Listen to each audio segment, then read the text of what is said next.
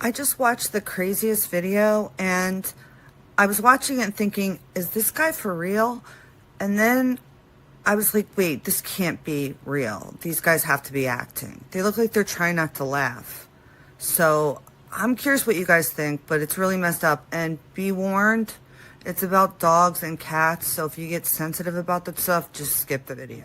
We uncovered a lab at the USDA here right outside the Beltway where they were breeding hundreds of kittens every year and then flying to China and other foreign countries to these disgusting wet markets and buying dog and cat. They were then putting them in their federal employees. They were then putting them in their carry-on luggage, flying it back to the United States, and then force-feeding dog and cat meat to kittens in this government laboratory in Maryland. Okay, so did you get all that? I had to rewind it several times. And watch, this is where he starts to try not to laugh. Oh, and his friend, too.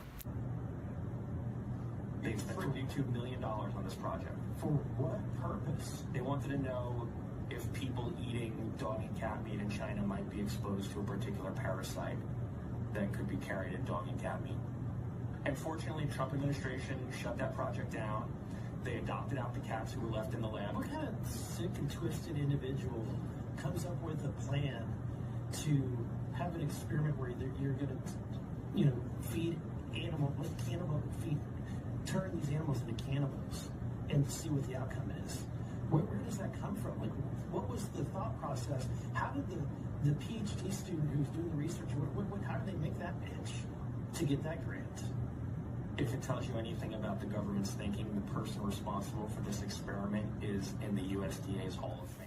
To be fair, as disgusting and horrific as that sounds, it's so incredulous that maybe I would have a hard time, talking about it without smiling. You know how when you laugh, when you're a little uncomfortable? But seriously, we are in, clown town, full-on circus world, okay?